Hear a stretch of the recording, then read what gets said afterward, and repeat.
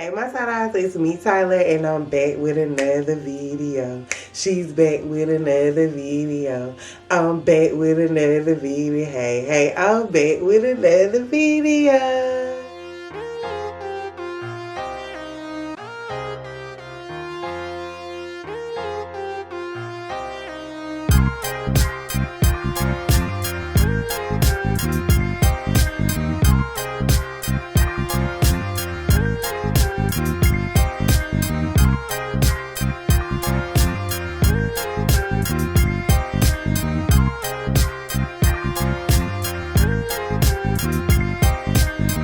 Hey everybody, I hope everything is going well for y'all. I hope the new year started off great for y'all. I hope everybody is in high spirits and healthy. And today we're going to get right into this story time. So I was inspired to do this video about my experience in boarding school from this YouTuber named Illuminati, and she was talking about this boarding school called Tranquility Bay. And it piqued my interest because Tranquility Bay is one of the schools that was under the umbrella of the type of boarding school that I went to. The company or the umbrella company was called Wasps, the Worldwide Association of Specialty Programs in Schools. They had like over 12 different schools all around the nation, and some they had outside of America as well. And it was just basically they called it a specialty program for troubled teens. The Illuminati, she just did a video on, like I said, Tranquility Bay, and that was one of the roughest ones, and they had allegations of abuse, neglect, and all type of stuff. And it was so interesting to me because if you went to any of these other schools, I went to Carolina Springs Academy in Due West, South Carolina. Tranquility Bay is the school that they threaten you with. They tell your parents that they're going to send you there if you do, you do any other worse infractions or you try to run away or something like that.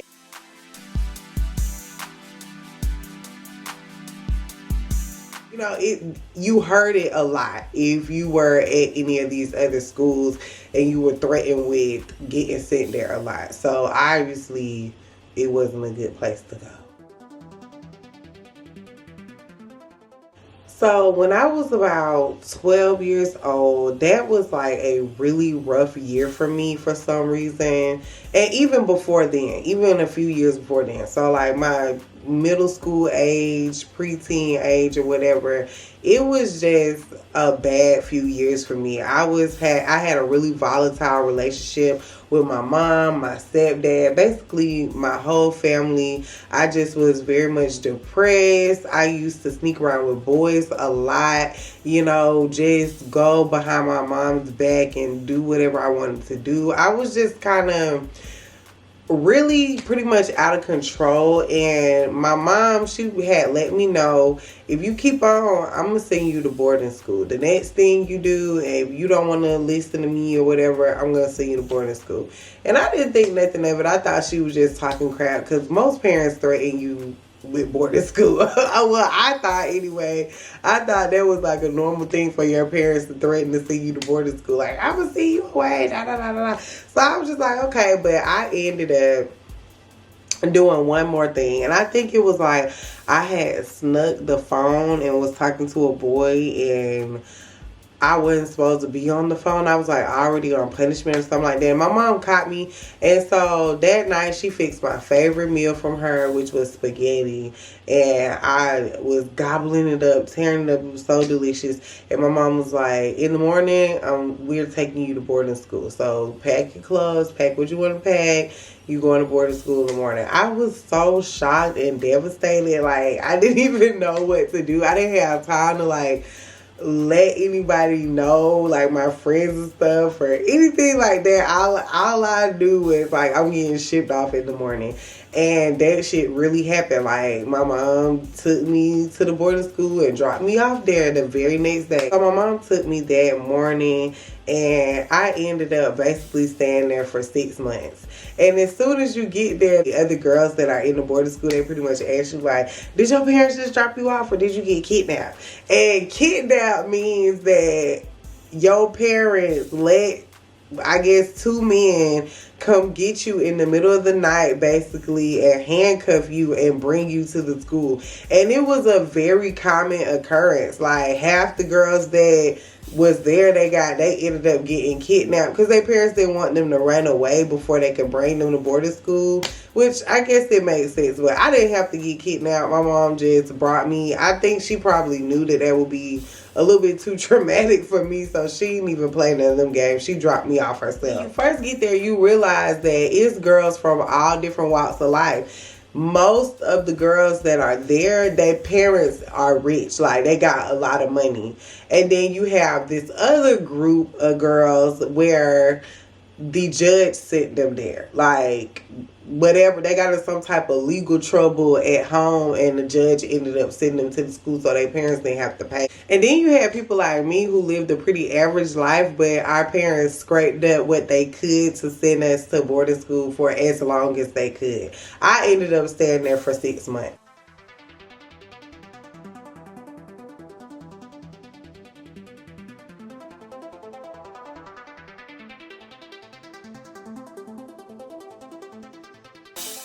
And the way the school was set up, we all lived in two different buildings basically. It was like the lower hill and the upper hill. The buildings wasn't that big, and we slept in like this bay style area.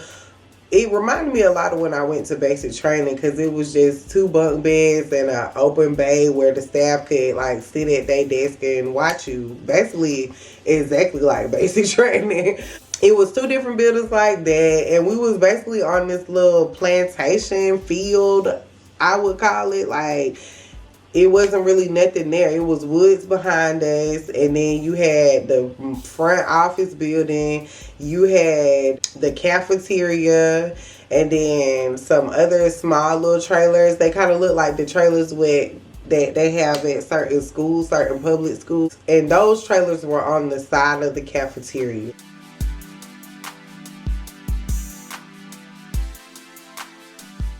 So you got the front office, the cafeteria, some little trailers, and our two buildings where we slept. And to be honest, with Carolina Springs, the days were pretty much very, very routine. You had group 3 times a day, and other than that, you couldn't really talk. You could talk at group, you could talk at buddy meetings, which is you had 30 minutes a day to talk to whoever you bunked with, whoever you slept slept on the bunk bed with. And no, you could not pick who you slept on the bunk bed with. So sometimes you end up just talking to somebody that you don't even particularly like, and y'all have to sit there and talk for 30 minutes. That was really pretty much the only time that you were able to speak. Other than that, you had to be silent, and you will get in trouble if you talk. And that was really worth for me because I'm a very talkative person.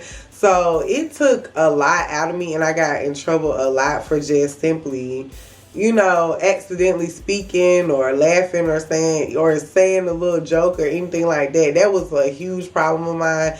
Like us having to be silent all the time. And you could talk other times if it was like important, but you had to have somebody listening, either a staff or a upper level girl listening to your conversation to make sure y'all wasn't plotting on running away, they said. And basically, I guess like discipline, like not talking equals discipline. I'm assuming that's what they mean. So yeah, you'll go through your pretty quiet day. You had group 3 times a day where you gotta tell all your business and express your feelings. And then you had buddy meetings, you had PE, and then you took your little 7-minute shower and you went to sleep. And yes, the showers were 7 minutes unless you were an upper level. And they also were very strict on what you could have in your possession. We had like these little laundry baskets that we put up under our beds, and they only could have like 2 shirts in it, 2 pair of pants, 2 skirts. They gave you exactly what they wanted you to wear because they didn't want you to layer multiple different clothing on. So just in case you wanted to run away, we only could have a certain amount of pens, pencils, paper, all type of stuff like that. It was only a certain amount that you can have. We would go to the store once every few weeks, and that's where you can pick up paper, pencils, deodorant, soap, kind of like gel, basically. That's what the store was like. But you really couldn't get a whole bunch of sweets. If you were on a certain level, I think it was level 2 or above, you can get one candy bar, and that's it.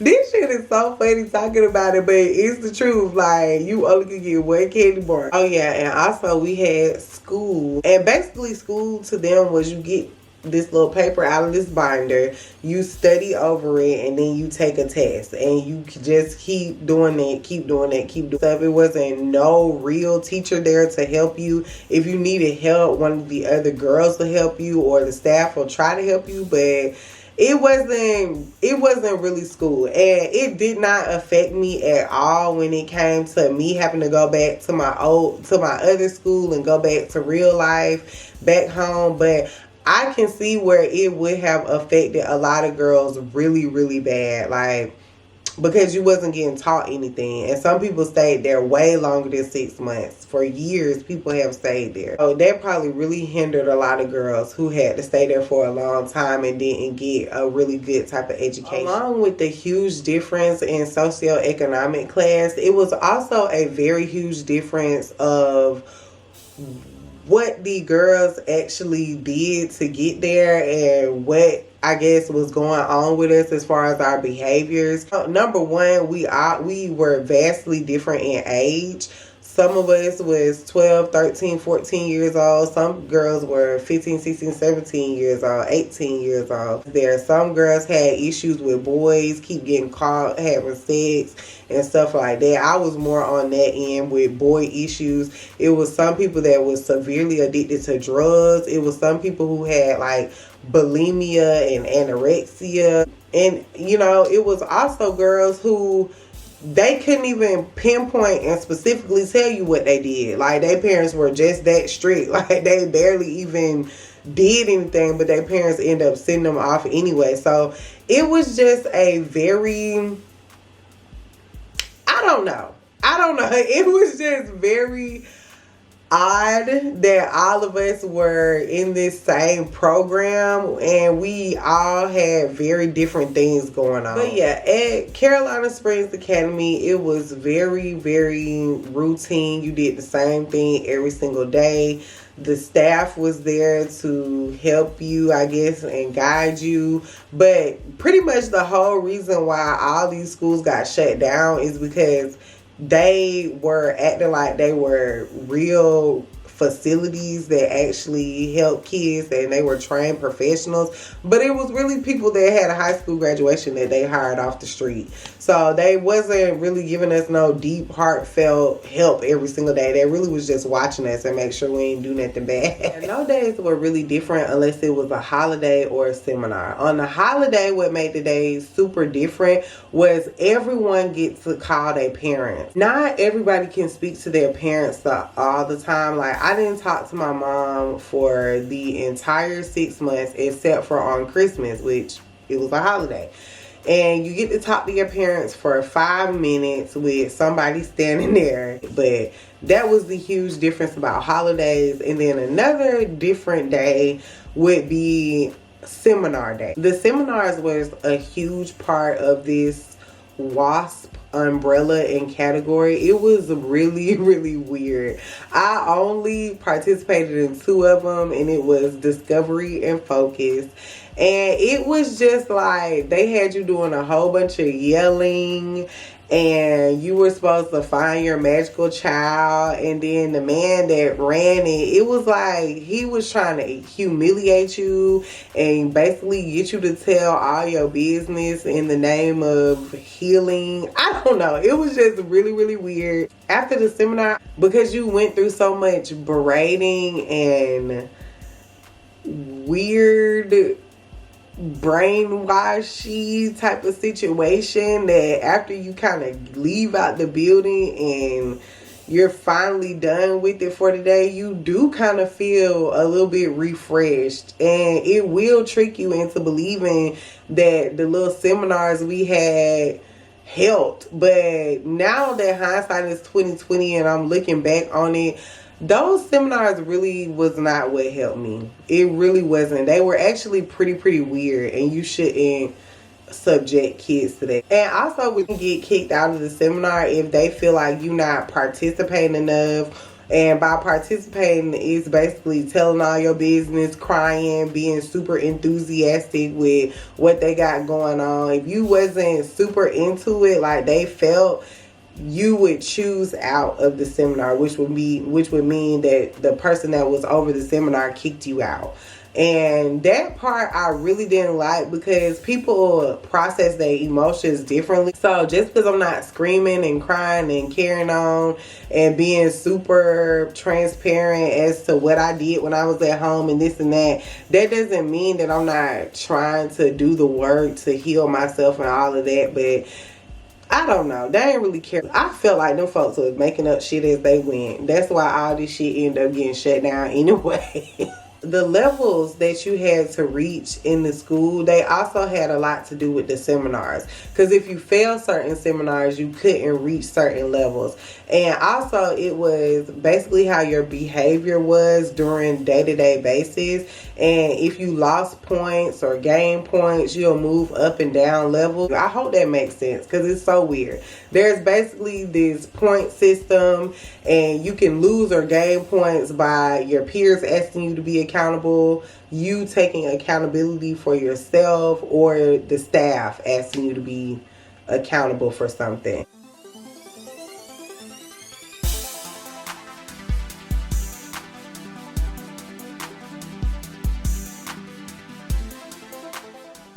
And my issue was why I never could progress is because I was too accountable. I feel like if somebody, even if they were a lower level than me and they asked me to be accountable, I would say yes if I actually did it, or I would ask myself to be accountable sometimes. And that was what you were supposed to do, I guess. But the part that kind of pisses me off about myself is I didn't have any self-preservation skills, if that made any sense. Like, for me, I would rather gain my points and go up different levels by being honest and truthful. And that crap really never would have worked. Everybody who went up a level, they had a certain level of self-preservation. I feel like they're not gonna say yes to being accountable every time. They're not gonna hold themselves accountable every time. They're not going to say they did that shit. Like my dumb ass. That's why I ain't never get up in the levels, because I don't know. I was being too honest, basically. And I know what people would probably ask me, like, Tyler, I know that the schools got shut down and all of that, but did it actually help you? And I will say this, Carolina Springs Academy, it helped me and it didn't help me. And I would say it helped me because I feel like with what I had going on personally, I needed to get away. I needed to get away from everything that I knew. I needed to get away from all my family and friends, school, and everything. I just needed a break away from people to put some things into perspective on my own. Just dig deep and think about why I was doing some of the things that I was doing. And also at CSA, there was a group for girls who had been sexually assaulted before, and we named the group the Survivor Group. And it was a lady that came there, and as I'm looking back on it, I can tell that she probably was one, if not the only trained professional that dealt with us, because I got so much from that group. We used to meet once a week, every Wednesday, and she was just so loving and caring, and she gave us real tools to work through our issues. And she was just, I don't know, she was just very open and honest and real, and I could tell she was a professional. So that Survivor group was a huge part that helped me. So I can say that my time there wasn't necessarily wasted.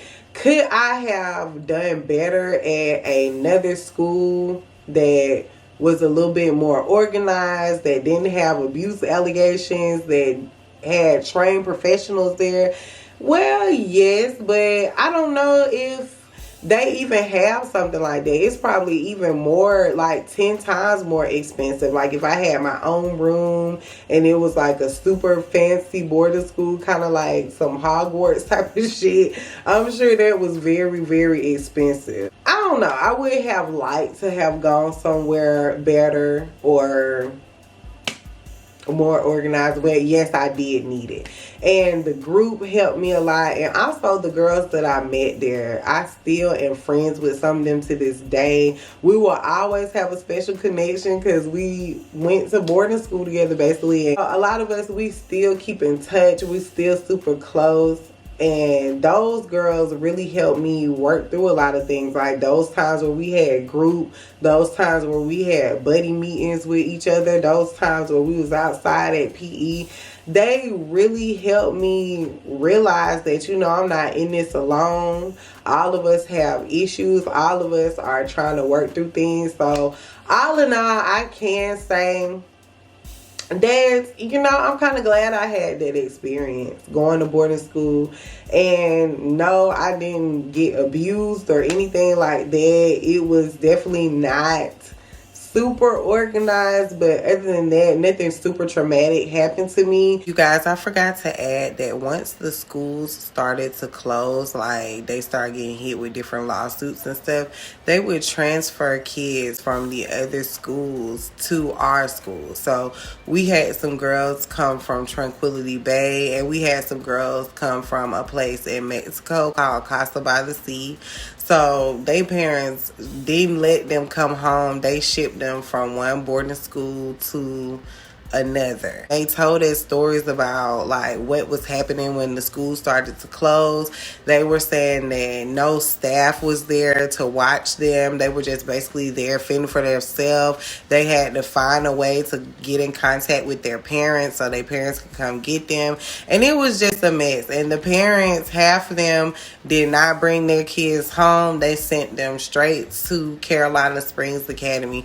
And it was just a really weird experience. I wouldn't say that it was all bad. If you went to a Wasps school or specifically Carolina Springs Academy, make sure you comment below. And if you like videos like this, make sure you like, comment, and subscribe. And I'll see y'all later.